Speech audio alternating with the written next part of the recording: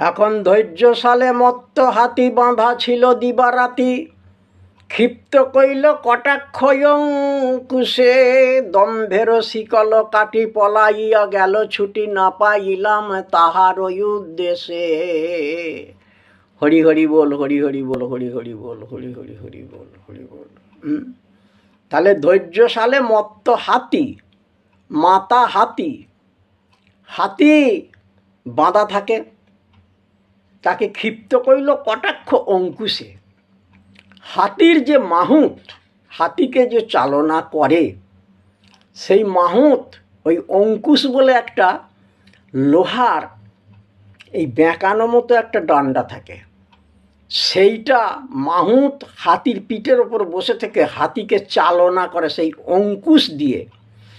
সেই লোহার যে বাঁকানো দণ্ডটা তাকে বলে অঙ্কুশ। তাহলে ধৈর্যশালে মত্ত হাতি, দেখুন পদকর্তার উপমাগুলো কেমন, পদকর্তার কথাবার্তাগুলো কেমন, কারণ সবই কল্পনা প্রসূত, এগুলো সবই কিন্তু কল্পনা প্রসূত উপমা, এবং ভগবত পদে ভক্তি শ্রদ্ধা জন্মাবার মতো সেই রকম উপমাগুলি পদকর্তাগণ ব্যবহার করেছেন। আর আমরা সেই পদকর্তার বাণীগুলি নিয়ে আমরা কীর্তন করে থাকি।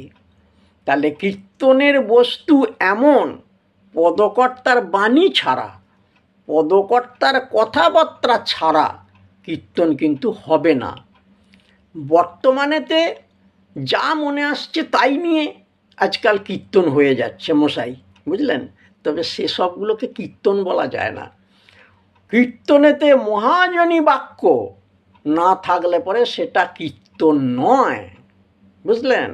কিন্তু সেসব কথা কে শুনছে, কে বুঝছে, আর সেই কথাটা নিয়ে ধরেই বা কে বসে থাকছে? এখনো পর্যন্ত ধরুন যে সমস্ত এই যে দ্বাদশ গোপালের যে পাঠস্থানগুলো যেগুলো আছে, যেগুলো হচ্ছে ধরুন ঠাকুর বাড়ি, সেই সমস্ত ঠাকুর বাড়িতে যে সমস্ত কীর্তনগুলো হয়, সেখানে কিছু কিছু পদ পদাবলীর কীর্তন আমরা দেখতে পাই। তাছাড়া দেশাচারে যে সমস্ত কীর্তন হচ্ছে, আমিও অনেক ঘুরে ঘুরে দেখেছি, কোথাও কোনো জায়গায় মহাজনী কীর্তন আর পাওয়া যাবে না, আস্তে আস্তে নুকিয়ে যাচ্ছে। আজকাল শোনা যেমন দুষ্প্রাপ্য হয়ে